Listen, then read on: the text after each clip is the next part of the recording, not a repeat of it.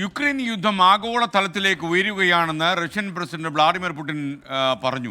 ഏറ്റവും അപകടകരമായ ഒരു പ്രസ്താവനയാണ് വന്നിരിക്കുന്നത്. മൂന്നാം ലോകയുദ്ധത്തിൻ്റെ മറ ഈ യുക്രൈൻ റഷ്യ യുദ്ധം പിടിച്ചുയർത്തുമോ എന്ന സംശയം പല നിരീക്ഷകരും ഉന്നയിക്കുന്ന സമയത്താണ് പുടിൻ്റെ ഈ അപകടം പിടിച്ച പ്രസ്താവന വന്നിരിക്കുന്നത്.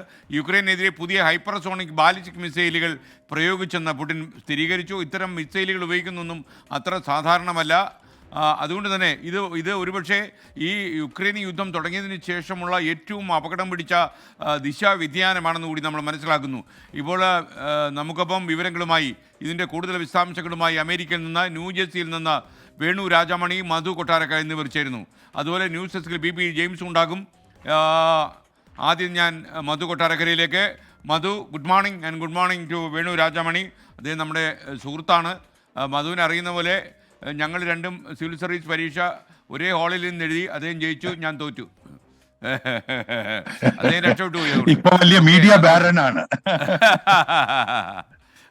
അപ്പോൾ എന്തായാലും നന്നായി വേണു രാജമണി അമേരിക്കയിൽ എത്തി, സന്തോഷം. അപ്പം മധു, യഥാർത്ഥത്തിൽ ഈ ഒരു ഇദ്ദേഹത്തിൻ്റെ ഈ പ്രഖ്യാപനം വന്നത് ലോക സമാധാനത്തിന് എത്രമാത്രം ഭീഷണി ഉയർത്തുന്നതാണ് അമേരിക്കയുടെ കണക്കൂട്ടൽ?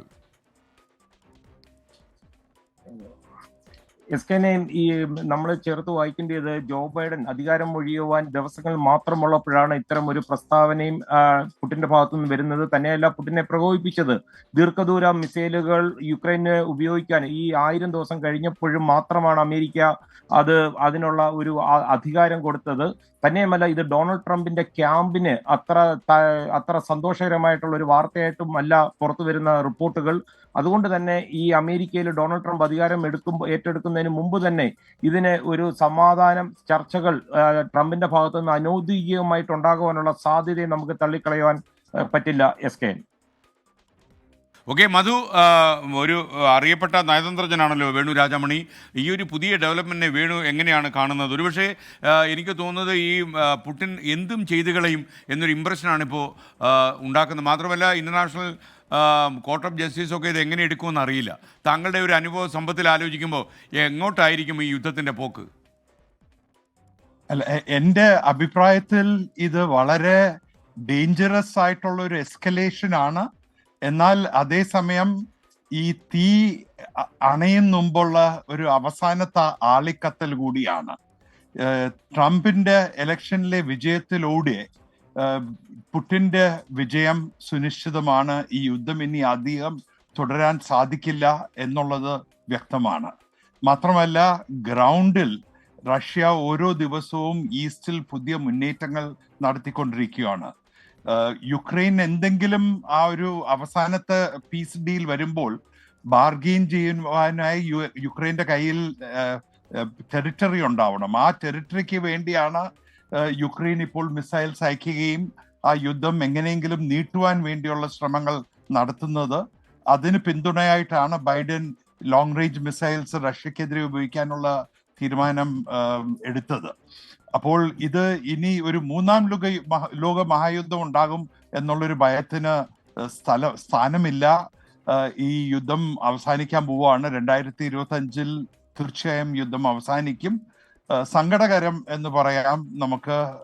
ഈ യുദ്ധം അവസാനിക്കാൻ പോകുന്നത് റഷ്യ ആഗ്രഹിക്കുന്ന ടേംസിലായിരിക്കും. യുക്രൈന്റെ വലിയൊരു ഭാഗം റഷ്യയുടെ കയ്യിൽ തന്നെ നിൽക്കും.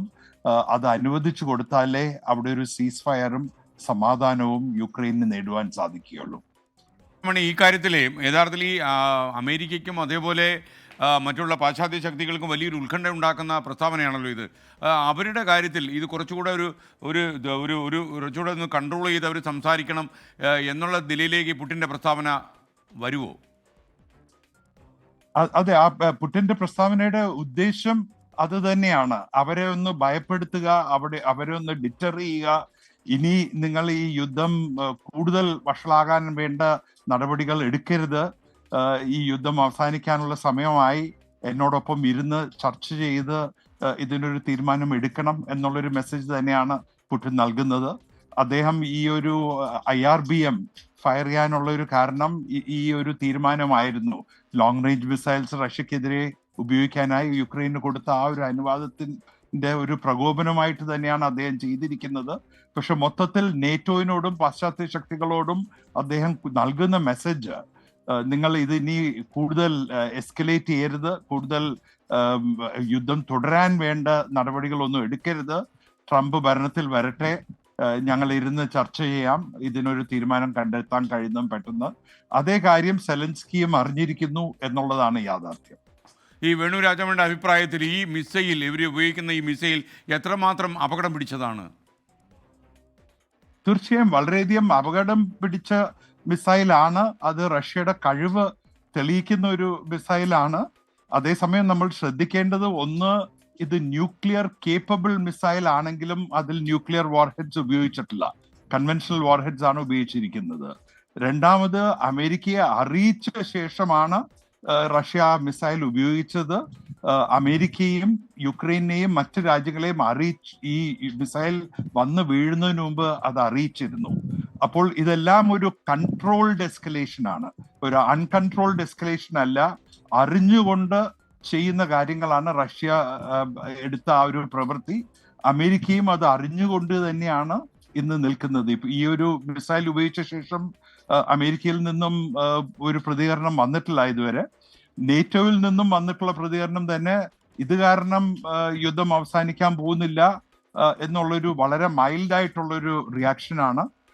അപ്പോൾ ഇതൊരു കൺട്രോൾഡ് റിയാക്ഷൻ എന്നൊക്കെ നമ്മൾ പറയുന്ന പോലെ ഒരു കൺട്രോൾഡ് പ്രൊവക്കേഷൻ ആണ് പുടിൻ എടുത്തിരിക്കുന്നത്. മെസ്സേജ് അയക്കുക എന്നുള്ളതാണ്. താങ്കളുടെ പ്രൈവറ്റ് വിസിറ്റ് ആണോ അതോ എന്തെങ്കിലും വേറെ എന്തെങ്കിലും ഔദ്യോഗിക പരിപാടിയായിട്ട് പോയതാണോ അമേരിക്കയിൽ?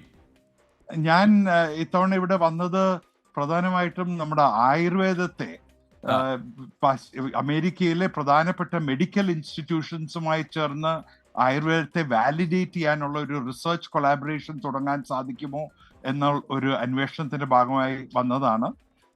എനിക്ക് നാളെ 1-2 മീറ്റിംഗ് കൂടിയുണ്ട്. അതിനുശേഷം വീണ്ടും ഇന്ത്യയിലേക്കും കേരളത്തിലേക്കും മടങ്ങുന്നതാണ്. Okay, thank you Venu Rajamani. നമുക്കൊപ്പം ചേർന്നതിന് വിഖ്യാതനായ നയതന്ത്ര പ്രതിനിധിയാണ് വേണു രാജമണി. ഒരുപാട് രാജ്യങ്ങളിൽ അദ്ദേഹം ജോലി ചെയ്തിട്ടുണ്ട്. ആ അനുഭവ സമ്പത്തിലായിരുന്നു അദ്ദേഹം സംസാരിച്ചത്.